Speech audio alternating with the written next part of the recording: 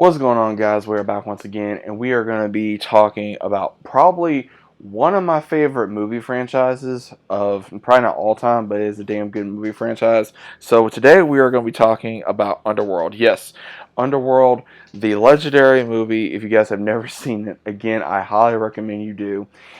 It was made in '03, so again, it's an early 2000s movie, but it is an absolute badass film. So it stars, of course, the beautiful Kate Beckinsale playing as Celine. We got Michael Sheen playing Lucian. We got Bill Nighy playing Victor. We got Scott Speedman as, of course, Michael Cauldron.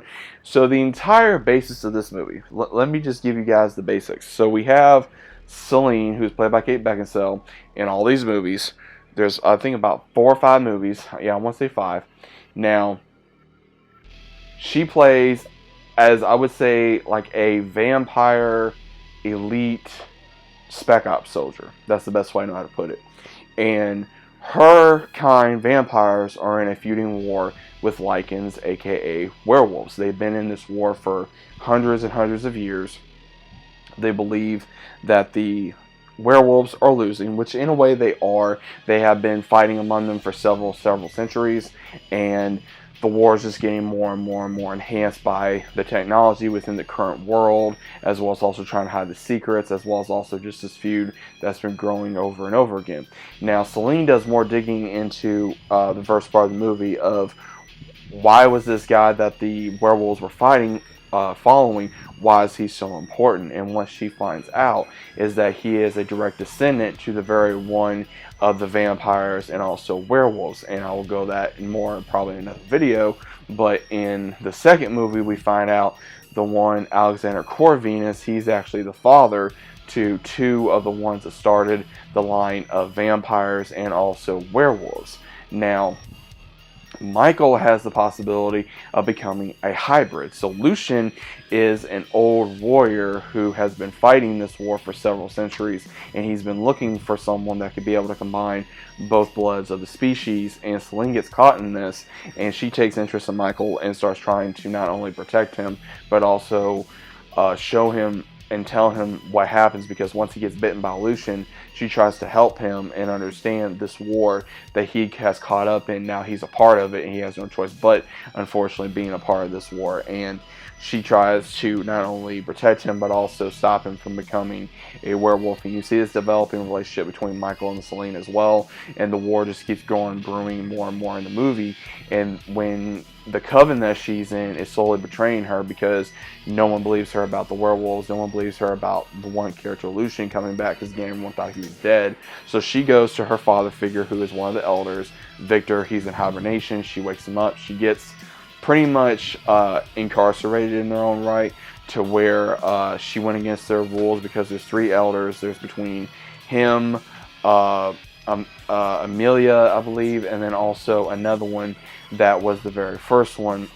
And when this happens, she went against their rules, but then she later finds out that it's because of Victor, because Victor is the one that turned her. And also she finds out more about betrayal later on in the film, where you see the war brewing more between these 2 feuding species. And we see this great big fight not only erupt when she finally figures out the truth and she bites Michael, and he does become a hybrid and he fights Victor, because she later finds out Victor is the one that killed her family, and he's the one that turned her, and he faked it, saying that it was Lycans that actually killed her family.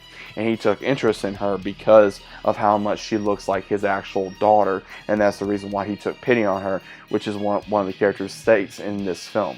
Now, that's pretty much the whole basis of the film, of the story. Again, I love this movie. It's got a lot of action, it's got a lot of adventure, drama, a little bit of comedy.